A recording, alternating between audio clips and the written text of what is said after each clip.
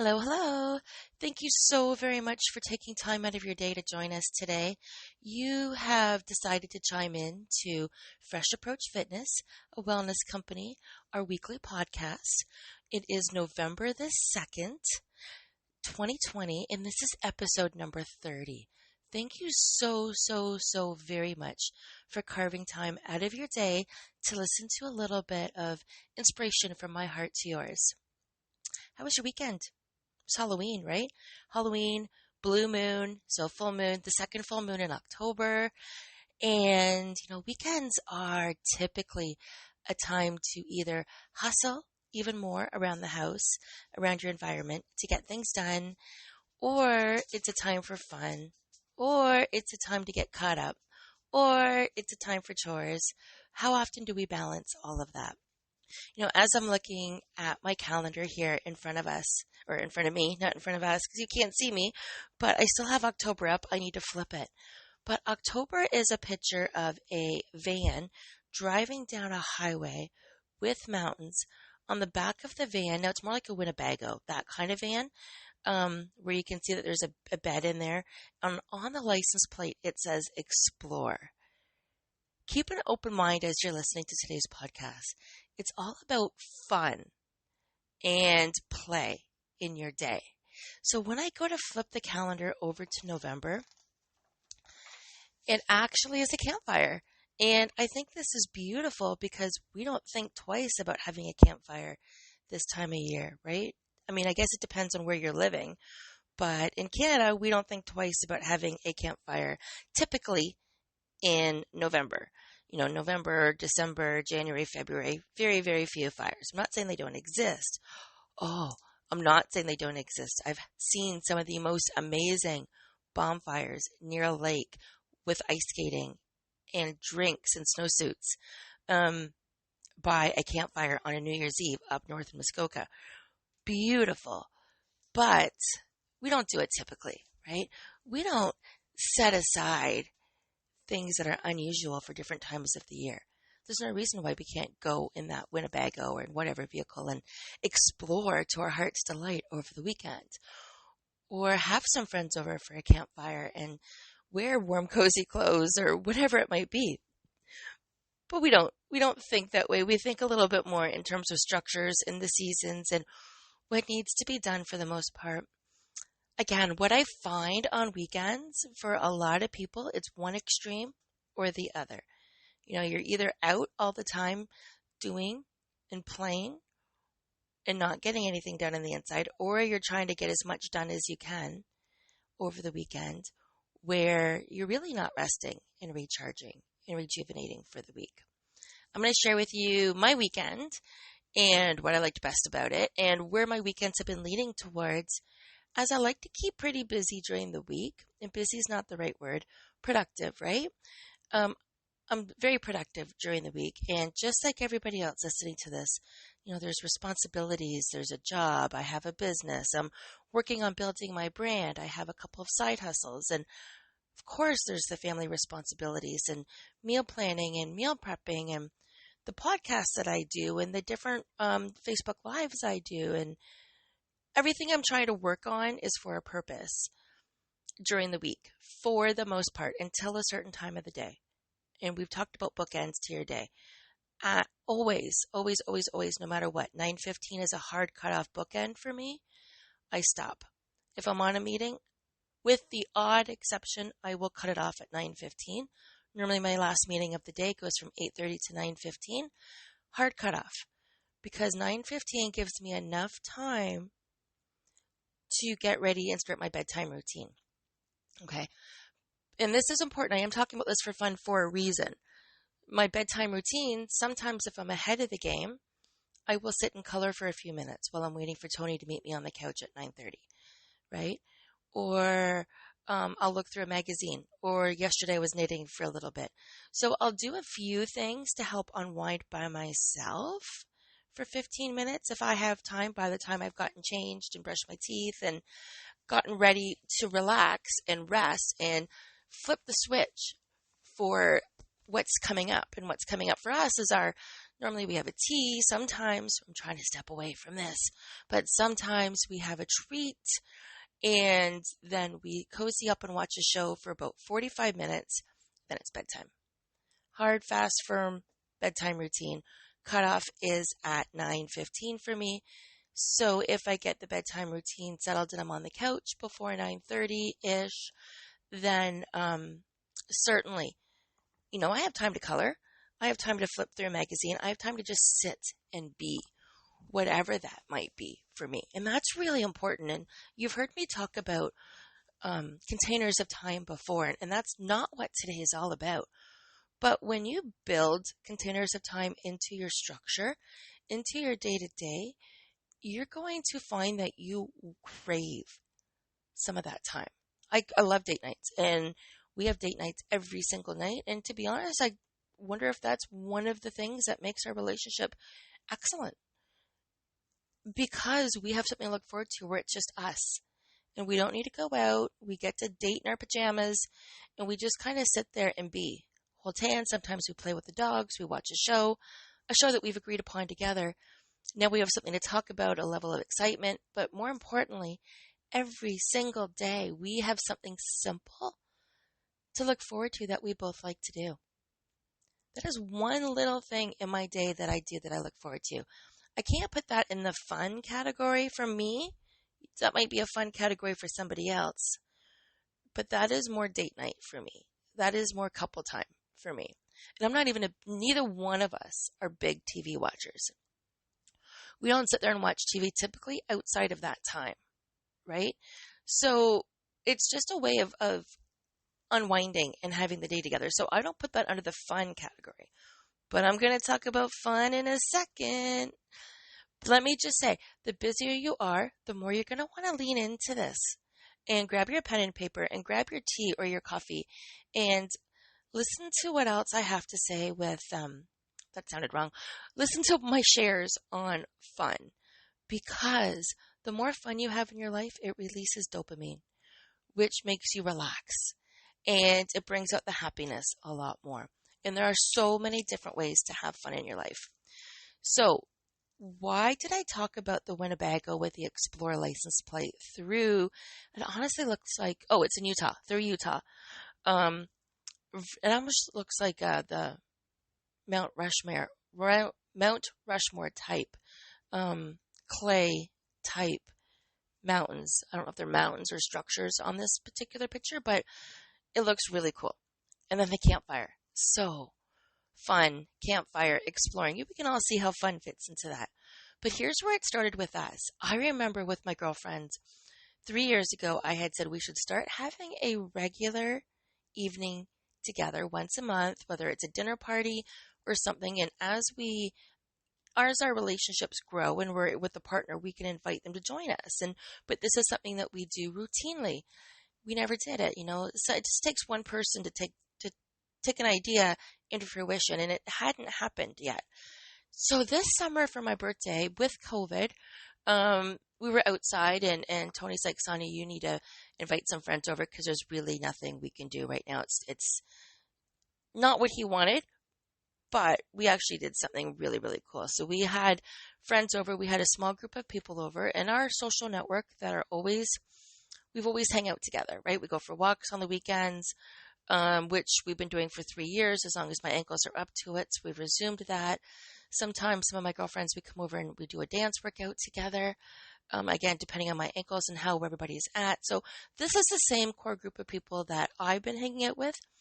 And now the guys have been intermingling as well for the last 4 months. So hear me out. My birthday, July, we invite people over. We have a swim, and we have a dinner, and we have a campfire. Actually, I don't even know if we had a campfire. I think we had a campfire for a little bit, and then it got cool. So we went inside and we played a board game. We played Cards Against Humanity that night, and that's where games night has taken off. And so much fun. And the thing is, we've done this before with other friends, right? But when you have a group that you look forward to, we're not going on vacations right now. We're not doing big adventures right now. So when we know that we're getting together once a month with our friends, we have something to look forward to. It's like when you build fun in your day, you have something to look forward to. And it's gotten to the point with each other, because this is our third or fourth time getting together. There's been a brunch in there. There's been a couple of games nights in there. This Saturday, we switched it up. We played kind of like Pictionary, I think that's what it's called, where you draw on a whiteboard and you draw the scenario, but you can't give any gestures or guesses. And my goodness, we were busting a gut laughing so hard. And I can't even speak to the fact that I don't even think we were all drinking that much. It was a matter of simply having fun in the moment as we're guessing and laughing and so relaxed. We were on fire. And it didn't even matter what we said. It was so relaxed and so much fun. And this is exactly the kind of fun that you need. And if it starts with a campfire and leads to games night, that's fine. But now, my parents used to play cards all the time pre-COVID with their friends. And I know my dad would golf a little bit with his friends. And golfing is a very competitive game. I don't know if I would put golfing in with fun unless I'm golfing with the right people. I know I'm fun because I don't care. And when I don't care, I do better. When I'm super serious, just like everything in life, I'm not as good as I want to be, right? Add a little fun to your day. Have something to look forward to. So we're going to hone in on a little bit more on fun and what it looks like. Okay. So how long has it been? The first thing I'm going to ask you is, how long has it been since you've had fun? Because joy is essential to a life well lived. We need joy in our day-to-day. I actually enjoy the journey when I'm cleaning the house. I have the music cranked. I am singing, I am dancing. Sometimes I'm listening to a podcast, but normally it's music, and I have it cranked, whether it's in my headphones or out loud for everybody else to mention that it's too loud, and I don't really care because I'm cleaning. I'm focused, I'm honed in, and I have shifted the experience from something that I have to do to something I get to do. And whether I'm learning or I'm releasing energy through cleaning and I'm being full of gratitude, it definitely changes the experience when you add music, when you turn it into joy. So I'm going to repeat that sentence again. Joy is essential to a life well lived. But most of us could use a little reminder to go out and have a little fun, especially when we're so busy all the time. Where is that helping you? And how is being so busy serving you? And I know a queen here, 3 young children working. I mean, my children are not young anymore, but it doesn't mean I don't have priorities with them. As we age, those priorities look different. But I spent a lot of my weekends in the past hustling and busting my butt to try to get every single thing done. Now I am so much more relaxed over the weekends, and I am so much better for it. Not only am I prepared to go into my work week where I plan to be a little bit more focused, right? But I have the energy to sustain that. And that's what this is all about. Being able to sustain fun, being able to sustain your current flow, not doing a crash and burn. Okay. So there's actually a National Institute of Play, and there has been some reports done there which have concluded that fun is essential to life. Neurologically speaking, playing games and doing puzzles have helped to maintain memory and thinking skills. Playing is even a critical way for adults to connect and has been proven in studies to keep relationships healthy. Right?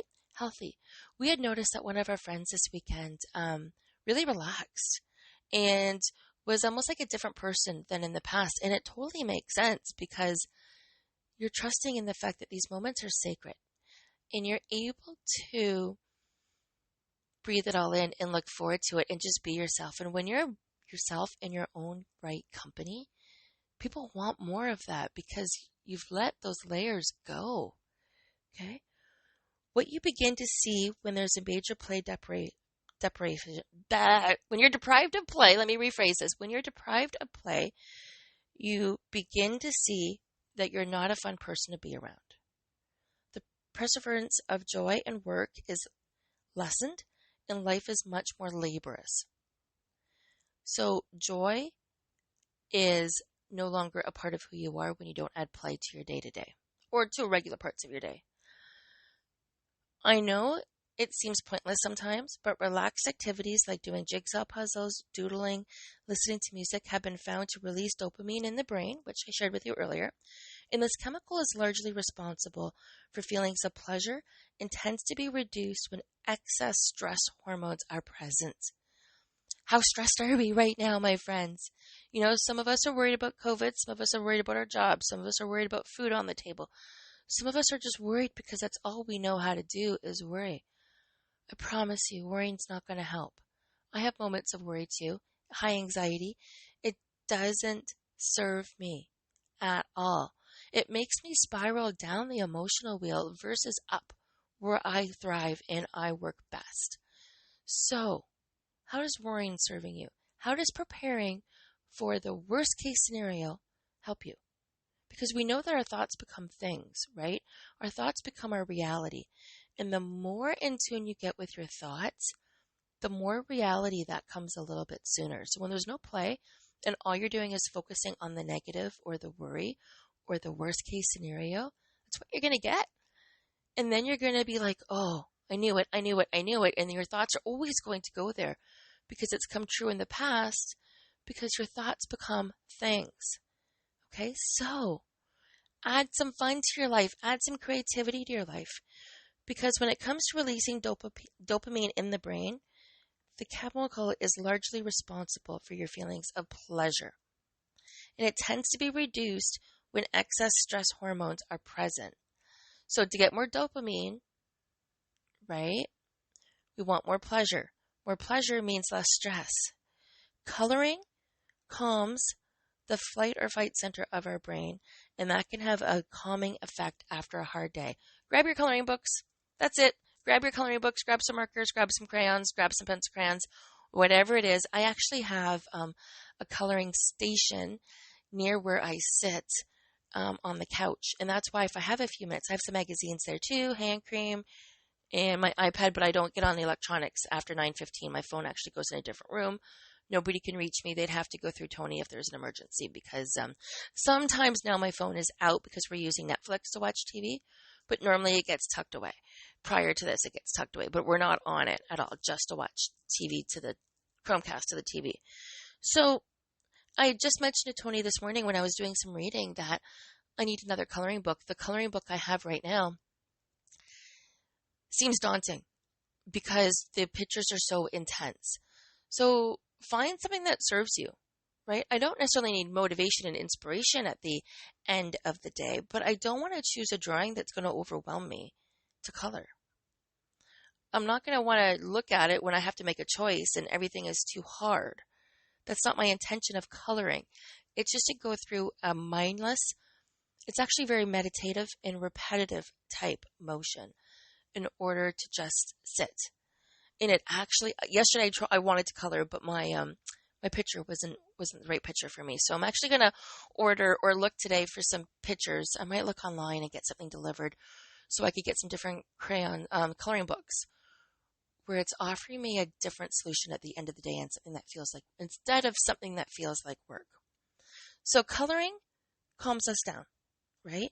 Great activity to add to the end of the day. And you can color after dinner for a few minutes before you leave the table. Or I really like to color when I do color, and I'll be coloring more in the cooler seasons. But I really like to color at night for a few minutes before we start our show. And it doesn't happen every night. It happens sometimes. Coloring is a form of meditation. You're sitting there and you're honing in on the moment. Knitting, not so much because you can really be watching TV while you're knitting, right? But coloring, you can't watch TV and watch what you're doing. You can listen to TV, but you can't watch it while you're coloring, or you're not coloring in the lines. You might as well just use a blank piece of paper if you're going to do that. And I'm not saying there's anything wrong with that, but if you want to add the meditative point to coloring, don't hone into the paper. Even if you have something on the background, hone into what you're doing, and you're going to find it very, very, very calming, which is what you need to go to bed, right? You want to clear your head. And this is where those hard containers of time come into play. So coloring, fun, doodling, jigsaw puzzles, listening to music. Are you doing any of that? I'm going to ask you some questions in a few minutes. This is where your paper and pen come into play. So relaxation, fun are totally necessary to your day-to-day. And the more fun you have, the more productive you'll be with your work because you've let yourself have some fun. Now, if you haven't had much fun in a while, you may be out of ideas. So this is where some of the questions I'm going to be sharing are going to come into play. So what you need to think about is what would bring that spark of joy back into your life? Sometimes a vacation would be appropriate here, but essentially, what would bring the spark of joy back into your life? So let me go over some questions with you. Think about this. You can always press pause, come back when you're ready, but most people really don't know what their idea of fun is. So take a moment to do this. Shut the door to your room, take some deep breaths, and just go inside your body and write down the first things that come to mind. Okay? Complete any statements that call to you. Take 3 calming, centering breaths from your core, from your diaphragm. So breathe in deep, hold it, release, and do that 2 more times to get yourself centered. Ready? Here we go. The last time I had fun was ... I'm kidding. We're not going to go there. For anybody that has ever seen, oh my gosh, what's that movie? ... It'll come back to me. It is hilarious. There's a ... Oh, it turned into a play. Mamma Mia. In Mamma Mia, the daughter was like ... when she was reading her mom's journal trying to figure out what her dad is. But I'm not going to do that for these questions. When was the last time you had fun? Last time I had fun was this weekend, right? I look forward to it once a month, but I also find fun in my day. I had fun the week before cleaning the house. And I'm serious, I did. 5 hours, it was awesome. Okay. When was the last time you had fun? Question number 1. Question number 2. Why was it fun? It was fun because of the company I was in, because of the questions that we had to answer, because I got to use creativity when it came to drawing, in my imagination when it came to answering questions. It was fun because of the laughter. It was fun because we were just so in the moment, which means all of our worries are gone. Okay, again, I'm not going to answer all of them. I'm just giving you some examples. What I loved most about this time was I needed this because what I notice about fun in my life is when I don't have enough fun, I know I need to have more fun when some people I always have fun with are, I love to go to, I'd love to do, 10 ways I could relax and have fun. Now you might not be able to think of 10 right off the hop, but take a look at the 10 ways you can relax and have fun. Take a look at that list. Scan the list lightly and pick 3 activities that speak to you. What could you do right now? What could you do in a week? And what could you do in a month? What could you make a regular routine? Now plan a fun break. Pick a window of at least 2 hours in your schedule where you can have a little me time. If it means you need to cancel a meeting or walk out of work early or take an extra long lunch, do it. Carve out time on the weekend. Do whatever it takes to arrange this time, even if it means hiring a babysitter or saying no to someone who expects a yes. You do the same time scheduling when you go to the doctor or the dentist, right? Make this a priority. And you could use your TV watching time for fun. I would never give up date night. But don't watch TV. If you're going to be using your TV time, don't watch TV if you're putting in fun.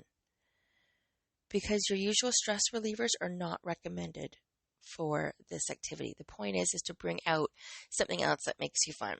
So choose something different that will truly refresh your nervous system. Make a point of having at least 2 or 3 fun breaks every week. Ideally, have one every day, and that could mean cranking up the music for 3 minutes to listen to a song and to dance it out, and that's it, and go back to work. They don't have to be hours long, but they could be longer as well. Here's the question. Once you've had your fun break, ask yourself this: what did it cost you, and what did you benefit? If there was a cost, could you diminish it, or is it worth adding on to your life every day? When it comes to games night, we bought, actually I think yesterday or this weekend was the first time somebody bought a game, and it was amazing. We've had games besides that. You can have fun with games and cards. So some things like that you buy once, you can use them over and over again. We're not saying going out and spending a lot of money here, but what can you do to add more fun to your day-to-day?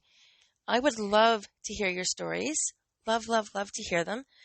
I will be chiming off. This is about the time. I'm trying to keep these podcasts within half an hour. My friends, make it a fun day. It is Monday, November, and here there's snow on the ground. So I know I'll have the music up throughout the house today. I know I have an off day today, which is fantastic because only half my day is loaded with work. But I will have fun every step of the way. I have fun with my day job as well. I do have fun. Those that know me, I have fun. Okay, guys, make it a fun and fantastic Monday. Send me what you're doing for fun. I would love to get some ideas from you that I can share with other people who are stuck. So either respond to this, send me an email, or go ahead and add it to the Celebrate Everything group. Because you know I will be adding this podcast there as well as on my YouTube channel. Feel free to like, comment, and share if you like this podcast because I'm working on expanding the word to everybody. We all need to lighten the load a little bit and add more laughter and smiles to our day. Make it a great one, my friends.